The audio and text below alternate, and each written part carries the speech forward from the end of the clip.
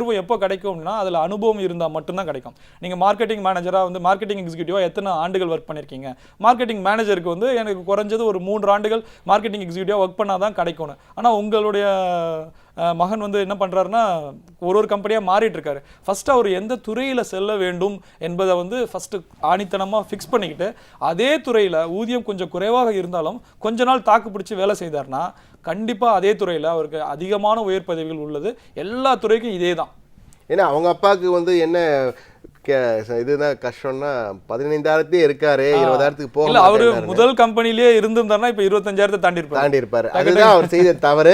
எனவே தயவு செய்து ஒரு அணுகுமுறை, சரியான ஃபோக்கஸ், இங்குதான் செல்ல வேண்டும். வங்கித்துறைனா வங்கித்துறை தான் இருக்க போறேன், மார்க்கெட்டிங்னா மார்க்கெட்டிங்கில் தான் இருக்க போறேன் என்பதை முடிவு செய்து கொள்ளுங்க. அலைபாயக்கூடாது. ஒரு தெளிவான நிலையை பெற்ற பிறகு அந்த இலக்கை நோக்கி நீங்கள் முயற்சிக்கும் போதுதான் மிக சிறந்த பலனை நீங்கள் அடைய முடியும் என்பதை நாங்கள் தெரிவித்துக் கொள்கிறோம்.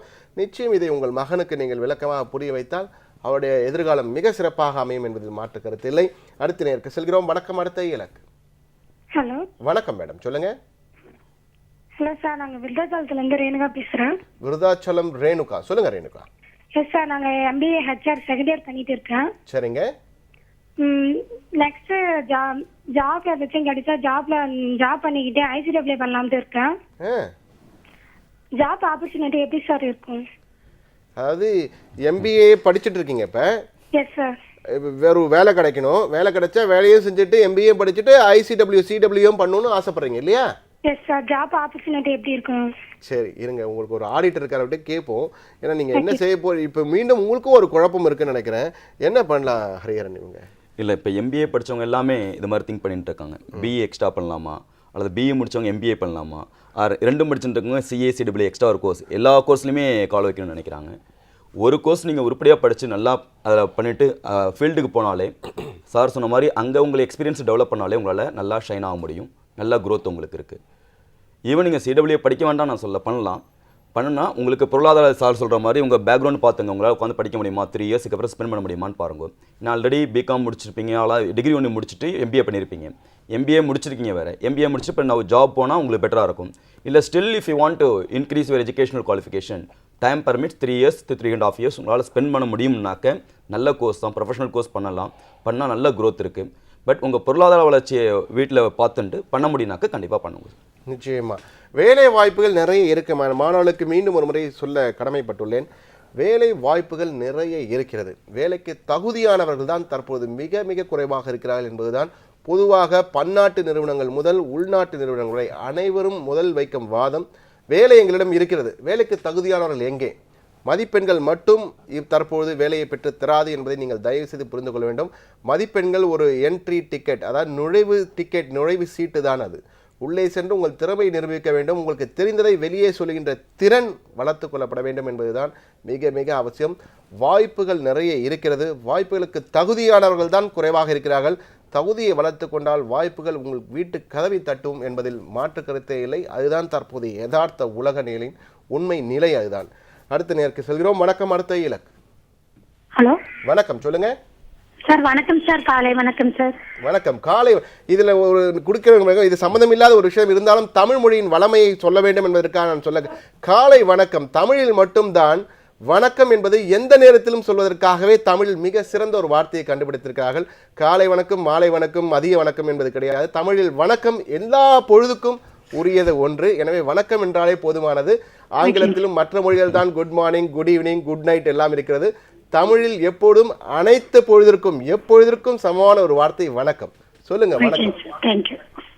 சார் சொல்லுங்க சார். எங்க பையன், நான் திருப்பூர்ல இருந்து பேசுறேங்க சார். எங்க பையன் சுரேஷ்குமார்ங்க சார். BE ஃபைனல் இயர் இந்த வருஷம் படிச்சு முடிக்க போறாங்க சார். 6 மந்த் இருக்குங்க சார். இப்ப இவன் ME பண்ணலான்னு சொல்லிட்டு இருக்கேங்க சார். MBA பண்ற அப்படிங்கிறப்ப கேம்பஸ் இன்டர்வியூ வந்தாலும் நான் செலக்ட் ஆக மாட்டேன். சாஃப்ட்வேர் கோர்ஸ்ல அது போய் சேர்ந்துட்டு நான் எனக்கு இன்ட்ரெஸ்ட் இல்லை, MBA தான் படிப்பேன் அப்படிங்கிற மாதிரி என்னுடைய நிலையை என்னை அப்படியே விட்டுருங்க அப்படிங்கிற மாதிரி. அதனால MBA பண்றது நல்லதாங்க சார், ME பண்றது நல்லதாங்கிறது உங்ககிட்ட கேட்டுக்கலாங்கிறது என்னுடைய. நிச்சயமாமா, நல்ல ஒரு, ஏன்னா நீங்கள் ஒரு சிறந்த ஒரு அம்மா, இப்படி தான் ஒரு அம்மா இருக்கணும். அதாவது ஒரு பையனுக்கு ஒரு சந்தேகம் வந்துவிட்டு அதை நீங்கள் தெளிவுபடுத்த வேண்டும் என்று ஆசைப்படுகிறீர்கள். அதாவது 2 விஷயத்தை பார்க்க வேண்டும். முதல்ல ஒரு சின்ன பதில் நான் சொல்லிட்டு அப்புறம் நிபுணர்கிட்ட முழுமையான பதில் வாங்கித்தரேன். எம்இ படிக்க வேண்டும் என்று ஆசைப்படுபவர்கள் எம்இ படித்தால் அந்த அவருடைய படிப்பிலேயே ஆர்வம் அதிகமாக இருந்து ஒரு பேராசிரியராகவோ விரிவுரையாளராகவோ மாற வேண்டும், அதாவது ஆசிரியர் பணிக்கு செல்ல வேண்டும் என்றால் எம்இ படிப்பது மிக மிக கட்டாயமாகிறது. அதே போன்று அவருக்கு ஆராய்ச்சிகள் செய்ய வேண்டும், அந்த துறையிலே செல்ல வேண்டும் என்ற ஆர்வம் இருந்தால் பிஹெச்டி போன்ற துறைகள் படிக்க வேண்டும் என்றால் எம்இ படிப்பது மிக மிக அவசியமானது. இல்லை வேறு ஏதேனும் துறைக்கு செல்ல வேண்டும், அதில் பெரிய ஆர்வம் இல்லை, ஏதோ படித்து விட்டோம் என்பதற்காக பிஇ படித்து விட்டேன், இருந்தாலும் மற்ற துறைக்கு செல்ல வேண்டும் என்று நினைக்கும் பொழுதுதான் எம்பிஏ போன்ற படிப்புகளுக்கு செல்வது சிறந்ததாக இருக்கும் என்பது என்னுடைய ஆலோசனை. இருந்தாலும் நிபுணர் இருக்காரு, எம்பிஏக்காகவே வந்திருக்க நிபுணர், அவர்கிட்ட இப்போ அவர் என்ன சொல்றாருன்னு சொல்லுங்க. இப்போ வந்து அவர் எம்இ படிக்கிறாரா எம்பிஏ படிக்கிறாருன்றது அந்த மாணவரை பொறுத்து. இப்போ அந்த மாணவருக்கு எதிரில் ஆர்வம் இருக்கு, ரெண்டுலையுமே வந்து வேலை வாய்ப்புகள் அதிகமாக இருக்குது. எம்இ முடித்தாலும் நீங்கள் சொன்ன மாதிரி லெக்சரர் சைடில் போகலாம், பிஹெச்டி பண்ணிட்டுனா நிறைய பொறியியல் கல்லூரிகள் வந்திருக்கு, அதனால் அதிகமான வேலை வாய்ப்புகள் இருக்குது எம்இ முடித்தானா. எம்பிஏ முடித்தா அதுக்கும் மேலா உடனே வேலை கிடைக்கிறதுக்கான வாய்ப்புகள் இருக்குது. ஏன்னா வந்து பார்த்திங்கன்னா கிட்டத்தட்ட 20 லட்சம் எம்பிஏக்கள் வந்து குறைஞ்சபட்சம் தேவைப்படுறாங்க இந்த ஒரு 2 மாத காலத்துக்கு மட்டுமே. இது ஒரு லேட்டஸ்ட்டான ஒரு இன்ஃபர்மேஷன். இது வந்து பார்த்திங்கன்னா இந்த 20 லட்சம் எம்பிஏக்கள் வந்து பார்த்திங்கன்னா பூர்த்தி செய்கிறதுக்கு வந்து, அதாவது நம்ம நிறுவனங்கள் வந்து அந்த 20 லட்சம் பேரில் வந்து 2 லட்சம் பேரை பூர்த்தி செய்கிறதே மிகவும் கடினமாக இருக்கிறது அப்படின்ற ஒரு சூழ்நிலை விளைவிக்கிட்டு இருக்குது. அதனால் மாணவர்களுக்கு எம்பிஏ முடித்தாங்கன்னா அதிக வேலை வாய்ப்பு இருக்குது, ஆனாலும் அவருடைய இன்ட்ரெஸ்ட்டை பொறுத்து. நிச்சயமாமா, அதாவது என்றைக்குமே மாணவருடைய ஆர்வத்துக்கு தான் முக்கியத்துவம் கொடுக்கணும் என்பதுதான் எங்களுடைய அடிப்படை கருத்து. எனவே உங்கள் மகனுக்கு வந்து எம்பிஏ படிப்பதில் ஆசை இருந்தால் நிச்சயமாக அதை ஊக்குவீங்கள். ஏன்னா இரண்டுக்கும் வாய்ப்புகள் எப்படி இருக்குன்னு சொல்லியிருக்கோம் நாங்கள்.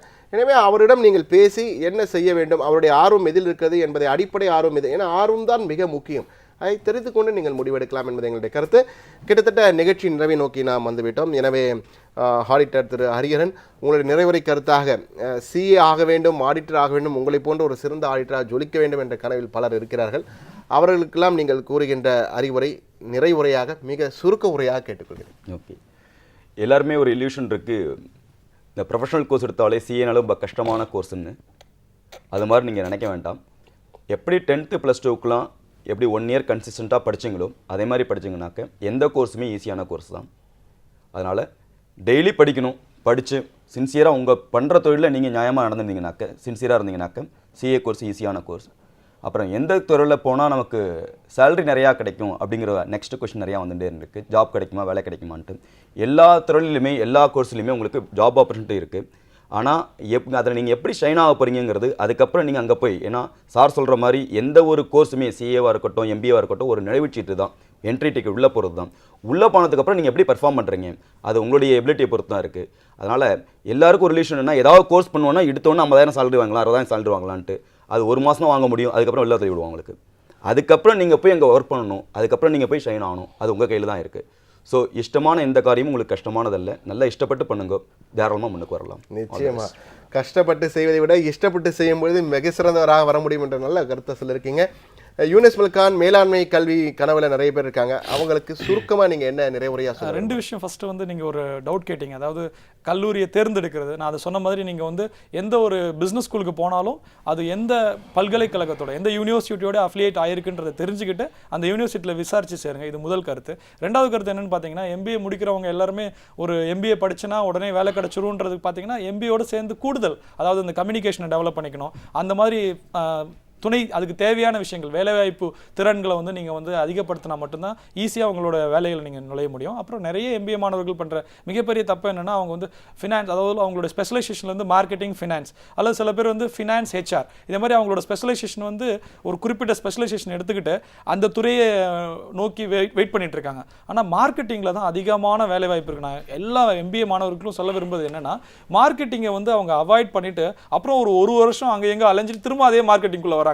அதனால உங்களுக்கு கிட்டத்தட்ட ஒரு வருஷம் வந்து வீணா போயிடுது. அதனால நீங்க மார்க்கெட்டிங்ல போய் அதுலயே நல்லா ஏர்ன் பண்ணிட்டு வரலாம். அதே மாதிரி ஹெச்ஆர் ஃபினான்ஸ் முடிச்சவங்க வந்து ஹெச்ஆர் அண்ட் ஃபினான்ஸ் முடிக்கிறவங்க கண்டிப்பா கம்யூனிகேஷன் டெவலப் பண்ணி ஆகணும். ஏன்னா அந்த துறையே அது கிட்டத்தட்ட அது சம்மந்தப்பட்டது, ஹெச்ஆரை பொறுத்த வரைக்கும் அது சம்மந்தப்பட்டது. அதனால அந்த கம்யூனிகேஷனே இல்லாம ஹெச்ஆர் துறையில் வேலை கிடைக்கணும் காத்துட்டு இருக்கிறது வந்து முட்டாள்தனமான ஒரு விஷயம். அதனால கம்யூனிகேஷனை டெவலப் பண்ணிக்கங்க. மார்க்கெட்டிங் ஜாப் கிடைச்சதுன்னா உடனே போய் சேருங்க, அதில் அதிகமாக நீங்க சம்பாதிக்கிறதுக்கான வாய்ப்புகள் உண்டு. நிச்சயமா மிக சிறந்த ஒரு, அதாவது குழப்பத்தில் இருக்கிறவங்கள ஒரு தெளிவுபடுத்துகிற மாதிரி உங்கள் நிறைவுரை இருந்தது.